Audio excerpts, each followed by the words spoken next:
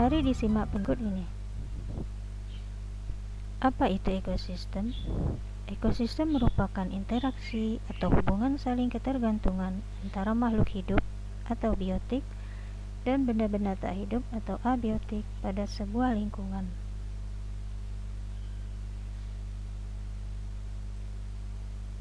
Makhluk hidup atau biotik terdiri atas tumbuhan, hewan, dan makhluk hidup lain. Benda-benda tak hidup atau abiotik terdiri atas air, cahaya matahari, udara, dan tanah. Ekosistem tersusun atas individu, populasi, dan komunitas. Individu adalah makhluk hidup tunggal, misalnya seekor kambing, seekor burung, dan sebuah pohon cemara. Populasi adalah kumpulan individu sejenis yang menempati suatu daerah tertentu. Contohnya, di sebuah kolam terdapat populasi ikan, populasi tumbuhan teratai, dan populasi lumut. Sementara komunitas adalah populasi makhluk hidup di sebuah daerah tertentu. Contohnya, komunitas sungai, komunitas padang rumput. Jenis-jenis ekosistem. Ekosistem terbagi dua, yaitu ekosistem alami dan ekosistem buatan. Ekosistem alami terdiri dari ekosistem air dan ekosistem darat. Ekosistem air contohnya ekosistem air tawar dan ekosistem air asin. Ekosistem air tawar di mana perairan dengan konsentrasi garam kurang dari 1%, seperti danau, sungai, rawa-rawa. Ekosistem air asin lebih banyak terdapat di laut. Air laut merupakan sumber air terbesar di bumi, sekitar 97%. Air laut juga mendominasi permukaan bumi hingga 75%. Ekosistem darat contohnya adalah ekosistem hutan tropis. Cirinya, hutan tropis terletak di wilayah tropis yang kaya akan keanekaragaman hayati, memiliki curah hujan yang cukup tinggi. Kemudian ekosistem padang rumput merupakan ekosistem yang terjadi di daerah padang rumput.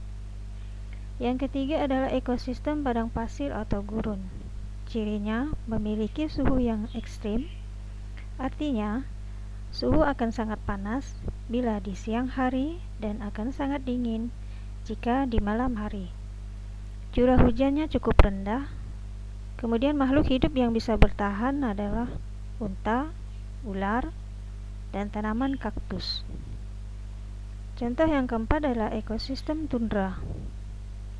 Memiliki ciri iklim yang dingin, didominasi tumbuhan lumut gerak, kemudian terletak di daerah kutub utara dan kutub selatan. Yang keempat adalah ekosistem taiga.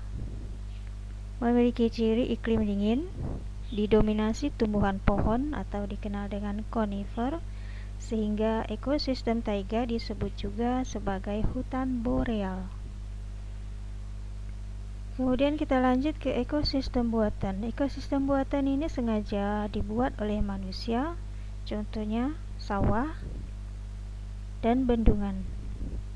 Bendungan dibuat oleh manusia, dimanfaatkan sebagai pembangkit tenaga listrik bertenaga air, kemudian untuk menampung sumber air dalam jumlah besar, dan sebagai pengendali banjir. Kita lanjut. Penggolongan hewan berdasarkan jenis makanannya. Jenis makanan hewan bisa berupa tumbuhan dan hewan lain. Bagian dari tumbuhan yang sering dikonsumsi oleh hewan adalah daun, batang, buah, dan biji. Sedangkan hewan lain biasanya dimakan dalam ukuran lebih kecil dari pemangsanya. Misalnya, nyamuk menjadi makanan bagi cicak, tikus menjadi makanan bagi kucing, dan contoh yang lain. Penggolongan hewan berdasarkan makanan ada 3. Yang pertama herbivora, merupakan hewan pemakan tumbuhan. Contohnya sapi, kelinci, kerbau, rusa. Yang kedua adalah karnivora atau hewan pemakan hewan lain atau daging. Contohnya harimau, singa, buaya, ular. Kemudian yang ketiga adalah omnivora atau hewan yang memakan tumbuhan dan hewan jenis lain seperti orangutan, gorila, monyet, dan lain-lain. Jika kita amati dari ketiga golongan hewan ini, maka bisa dilihat dari bentuk gigi yang dimiliki sangat berbeda antara hewan herbivora, karnivora, dan omnivora.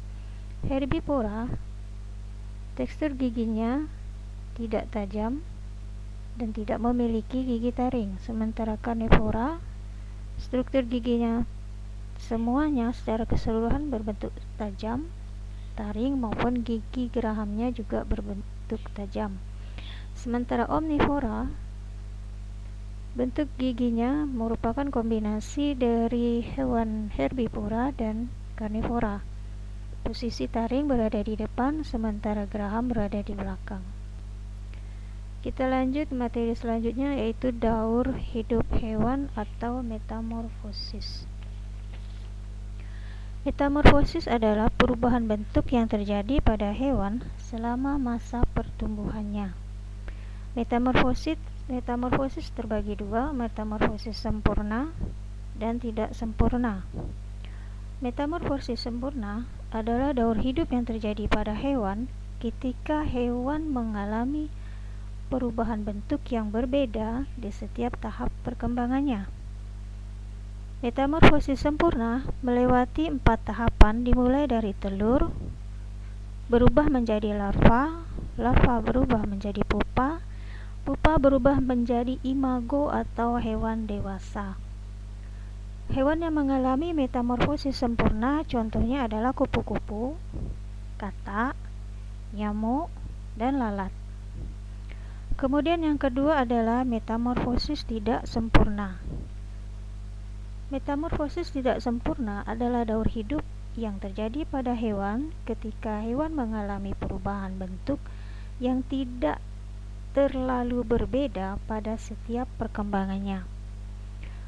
Metamorfosis tidak sempurna melewati 3 tahapan, dimulai dari telur yang berubah menjadi nimfa atau larva, kemudian larva berubah menjadi imago atau hewan dewasa. Contoh hewan yang mengalami metamorfosis tidak sempurna adalah kecoa, capung, belalang, dan jangkrik. Sekarang kita perhatikan contoh metamorfosis sempurna. Berikut ini tahapannya yang terjadi pada kupu-kupu. Hewan dewasa akan bertelur, kemudian telur akan menetas menjadi ulat. Ulat kemudian akan berubah menjadi kepompong, dan kepompong akan berubah menjadi kupu-kupu dewasa. Kemudian yang kedua, katak.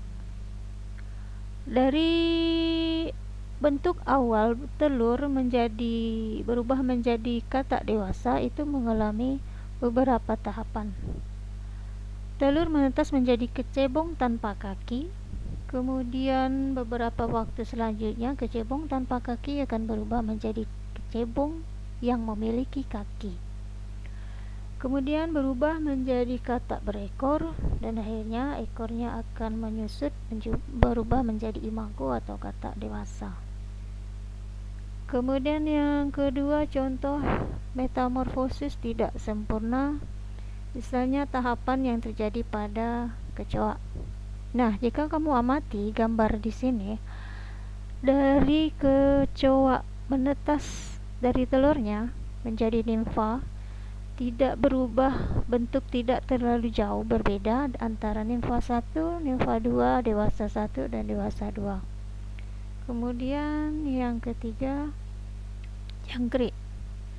Contoh yang selanjutnya adalah jangkrik, di mana perubahan dari telur berubah menetas menjadi nimfa, antara nimfa dan imago atau hewan dewasa itu juga tidak terlalu berbeda bentuknya.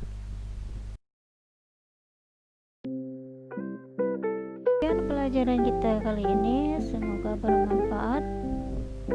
Tetap semangat untuk belajar di rumah. Kita akhiri. Assalamualaikum warahmatullahi wabarakatuh.